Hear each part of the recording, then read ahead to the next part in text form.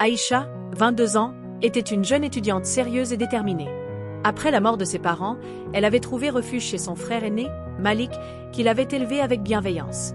Grâce à lui, elle poursuivait ses études, suivant des cours du soir pour obtenir son diplôme. Ce soir-là, pourtant, quelque chose était différent. Une migraine lancinante l'avait tourmentée toute la journée. Incapable de se concentrer en classe, elle avait demandé une autorisation pour rentrer plus tôt. Elle voulait simplement se reposer. Lorsqu'elle arriva devant la maison, l'air était lourd, comme si quelque chose d'invisible pesait sur l'atmosphère. Elle franchit la porte d'entrée en silence. Tout semblait calme, trop calme. Seules quelques lumières tamisées filtraient sous la porte de la chambre de son frère. Alors qu'elle s'apprêtait à rejoindre sa propre chambre, un murmure lui parvint. Un murmure étouffé. Curieuse, elle s'arrêta net. Son frère était censé être encore au travail. Alors avec qui Samira, sa belle-sœur, parlait-elle à voix basse? Un mauvais pressentiment lui noua l'estomac. Son cœur s'accéléra. Poussée par une intuition incontrôlable, elle avança à pas feutrés vers la porte entrebâillée. Son regard tomba sur une petite fente dans le bois abîmé, un trou minuscule, à peine visible. Hésitante, elle y colla son œil. Son souffle se coupa instantanément. Samira n'était pas seule. Dans ses bras, Hakim, le secrétaire de Malik, l'embrassait avec passion. Ses mains parcouraient son corps avec une familiarité qui ne laissait aucun doute sur la nature de leur relation. Aïcha sentit son sang se glacer. Hakim, un homme que son frère considérait comme un ami loyal. Un homme qu'il avait toujours défendu, en qui il avait une confiance aveugle. Une bouffée de panique monta en elle. Elle voulut reculer, fuir cette vision insupportable, mais son pied heurta violemment un meuble. Dame! Le bruit résonna dans le silence pesant de la maison. À l'intérieur de la chambre, les amants sursautèrent. Samira tourna vivement la tête vers la porte, et dès qu'elle aperçut Aïcha, son visage se figea.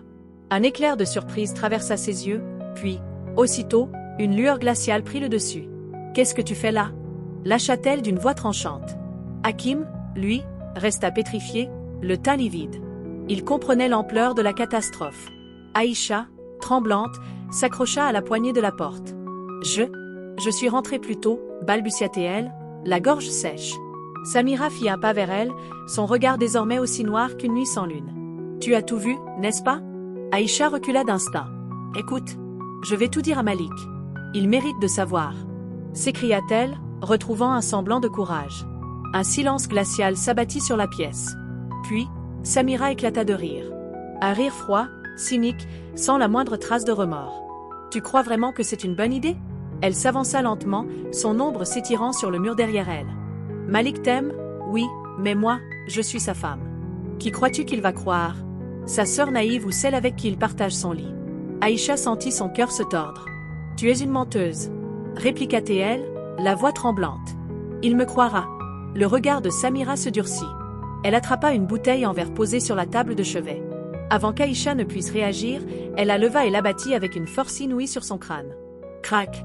Une douleur fulgurante explosa dans sa tête. Le monde tourna. Son corps bascula en arrière. Puis, ce fut le noir total.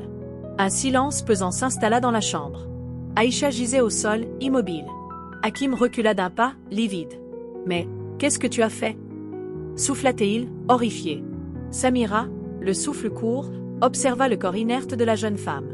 Son cœur battait à tout rompre, mais elle ne pouvait pas céder à la panique. « On n'a pas le choix » murmura-t-elle d'une voix glaciale. « On doit s'en débarrasser. » Hakim ouvrit la bouche pour protester, mais il se ravisa. Il était déjà trop impliqué. Il le savait. Si elle parle, on est fichu. Cracha-t-elle. Elle se pencha et attrapa Aïcha par les bras. Hakim hésita un instant, puis l'aida à la soulever. On va la jeter quelque part dans la rue. Si quelqu'un la trouve, il pensera que c'est un accident.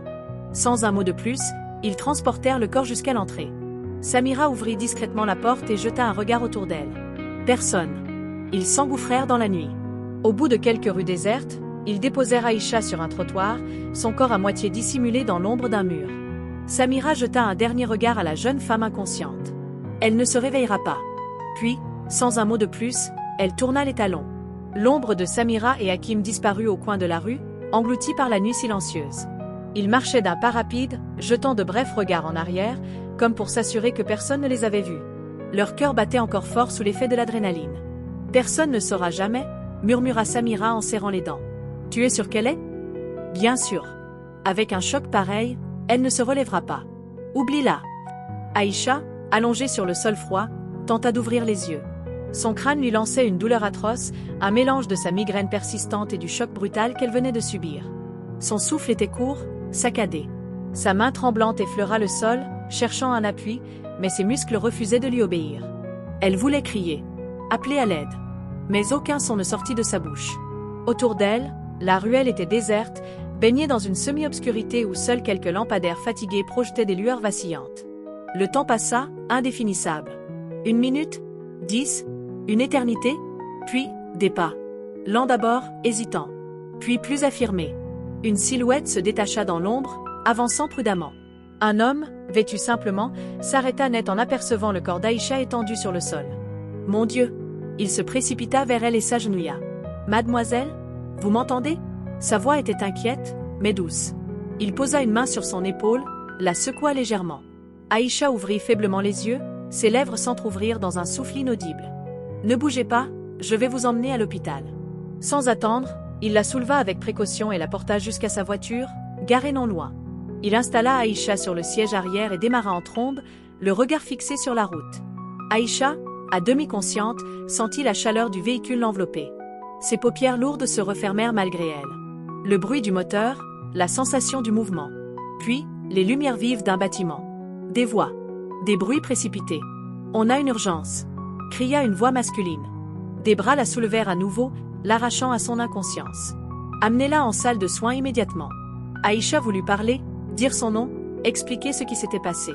Mais l'obscurité l'emporta avant qu'un mot ne puisse franchir ses lèvres. Au fond d'un quartier résidentiel, une voiture s'arrêta devant une maison modeste. Malik en descendit lentement, exténué. Ses vêtements étaient couverts de poussière, et ses muscles endoloris par une longue journée sur le site de construction.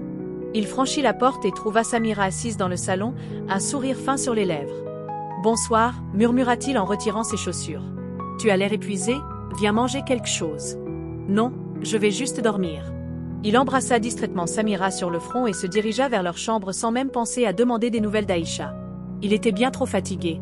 Samira, elle, resta assise, les doigts crispés sur son téléphone. Tout s'était déroulé comme prévu. Dans quelques heures, quelqu'un retrouverait le corps d'Aïcha dans la rue, et on conclurait à un accident. Aucun soupçon ne pèserait sur elle ni sur Hakim. Mais alors qu'elle savourait son triomphe, son téléphone vibra violemment. Hakim. Elle décrocha immédiatement. Dis-moi que c'est fini, Hakim. Samira, on a un problème. Son ton nerveux lui fit froncer les sourcils. Quoi encore?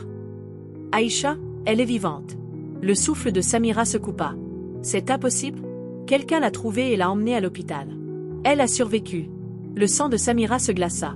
Si Aïcha parlait, tout leur plan s'effondrerait. Elle jeta un coup d'œil à Malik, profondément endormi, ignorant tout du drame qui se jouait. Elle prit une décision. J'y vais. Elle raccrocha, se changea rapidement et sortit en silence de la maison. À l'hôpital, Aïcha ouvrit difficilement les yeux. Un plafond blanc. L'odeur aseptisée des lieux. Une lumière tamisée. Elle était vivante. Son regard se posa sur la perfusion reliée à son bras. Son crâne lui faisait horriblement mal. Un médecin d'âge mûr, au regard bienveillant, se tenait à côté d'elle. « Vous avez eu de la chance, mademoiselle » dit-il avec un sourire rassurant. « Un jeune homme vous a trouvée inconsciente et vous a amenée ici. » Aïcha tenta de parler, mais sa gorge était sèche. Puis, les souvenirs l'assaillirent. Samira. Hakim. La trahison. Ses mains tremblèrent. Je suis en danger. Le médecin fronça légèrement les sourcils. Ne vous inquiétez pas, vous êtes en sécurité ici. Mais elle savait que ce n'était pas vrai. Car, à cet instant précis, une silhouette se faufilait dans le couloir sombre de l'hôpital. Samira. Vêtue d'une blouse d'infirmière volée, elle avançait discrètement vers la chambre d'Aïcha. Elle poussa la porte avec précaution, jetant un regard autour d'elle. Personne. Elle s'approcha du lit et sortit une seringue contenant un liquide transparent. Un sourire glacial étira ses lèvres. « Dors en paix, chère belle-sœur » murmura-t-elle en injectant la substance dans la perfusion. Puis, silencieusement, elle quitta la pièce. Cette fois, elle en était sûre, Aïcha ne se réveillerait pas. Une sensation de brûlure intense la tira de l'inconscience. Son corps semblait consumé par un feu invisible. Une vague de nausée la submergea. Son souffle se fit court, irrégulier. Puis, une alarme perça le silence de la chambre. Dip, dip, dip. Des pas précipités résonnèrent dans le couloir. Elle fait une réaction étrange, cria une infirmière. Un médecin entra en trombe, le regard alarmé. Ses signes vitaux chutent. Préparez l'adrénaline. Une ombre flotta devant les yeux d'Aïcha. Elle tenta de bouger, de parler, mais son corps refusait d'obéir. Quelque chose ne tournait pas rond. Des voix paniquées résonnaient autour d'elle. Son état se détériore. On va la perdre? Il faut la transférer immédiatement. Un bourdonnement assourdissant envahit son esprit. Puis, tout devint noir. Le combat pour la ramener à la vie dura des heures. Transportée dans un autre hôpital, soumise à des soins intensifs, elle lutta sans même en avoir conscience. Et contre toute attente, elle survécut. 2 jours plus tard, Aïcha ouvrit lentement les yeux. Un plafond blanc. Une lumière plus douce. Un environnement différent. Elle était ailleurs. Une silhouette se détacha devant elle. C'était le médecin. Il la regardait avec gravité. « Vous avez eu beaucoup de chance. » Aïcha tenta de parler, mais seule une plainte rauque s'échappa de sa gorge. « Du repos. Vous avez été empoisonné. Quelqu'un a tenté de vous tuer. » Ces mots firent battre son cœur plus vite. Elle se redressa légèrement, malgré la douleur lancinante. « Je sais qui c'est. » Le médecin haussa les sourcils. « Dites-moi tout. » Aïcha inspira profondément, ses mains crispées sur les draps. Puis, elle raconta tout. Samira. Hakim. Le complot. Le médecin resta silencieux un moment, mesurant l'ampleur de la situation. Enfin, il souffla. « Vous ne devez plus rester ici. Si elle apprend que vous avez survécu, elle reviendra. » Son regard était grave. « Je vais vous cacher. » Aïcha hocha lentement la tête. Mais dans son esprit, une seule pensée persistait. Avant de disparaître, elle devait prévenir Malik. Elle ignorait encore comment, mais elle le devait, avant qu'il ne soit trop tard. Le lendemain matin, Malik sentit que quelque chose n'allait pas. Depuis qu'il était rentré du chantier, Samira s'était montrée étrangement distante. Elle répondait à ses questions avec des phrases vagues, parfois même contradictoires. Malik, d'habitude peu soupçonneux, sentit une gêne s'installer en lui. Quelque chose sonnait faux. Et il connaissait suffisamment sa femme pour savoir qu'elle mentait. Sans rien laisser paraître, il se contenta de hocher la tête. Mais dès ce moment-là, il décida de mener sa propre enquête. Discrètement. Malik n'était pas un homme impulsif. Il savait que pour découvrir la vérité, il fallait de la patience et du calme. Les jours suivants, il observa Samira.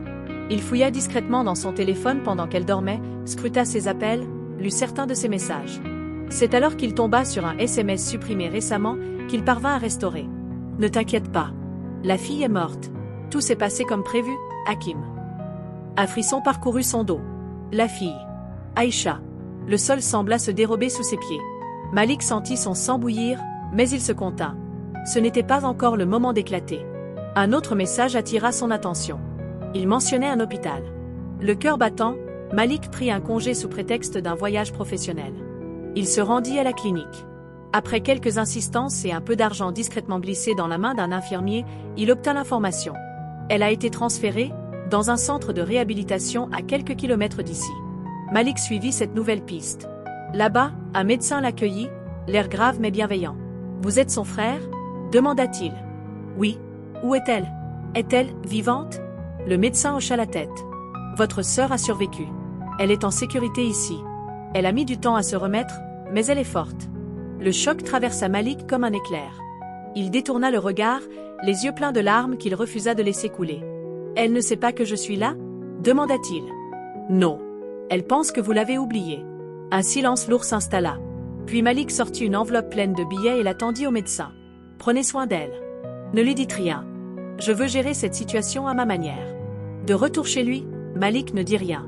Au contraire, il redoubla d'amour envers Samira. Il devint encore plus attentionné, plus doux, plus présent. Elle croyait que leur amour renaissait. Elle pensait avoir tout effacé. Mais en réalité, elle creusait sa propre tombe. Chaque nuit, Malik affinait son plan. Pendant ce temps, Aïcha se remettait doucement. Un matin, elle dit au médecin. « Je veux rentrer chez moi. Je ne peux plus fuir.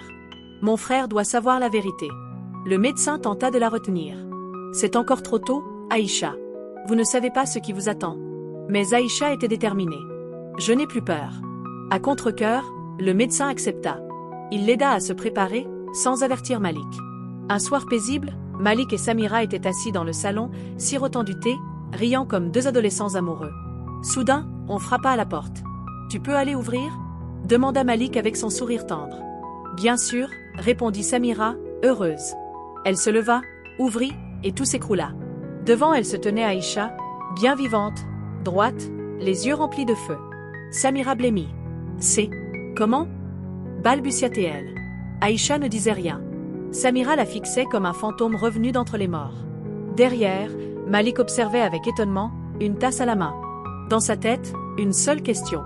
Pourquoi le médecin l'a-t-il laissé partir sans m'avertir? Ce que vous devez savoir est que Samira ne sait pas que Malik est au courant de tout ce qui est en train de se passer. La trahison avec Hakim, la tentative d'assassinat de sa sœur. Mais aussi Aïcha ne sait pas que Malik connaît très bien le jeu qui se joue. Le silence dans la pièce était plus lourd que 1000 cris. Pourquoi Malik a-t-il caché la vérité à sa sœur? Comment va-t-il confronter Samira?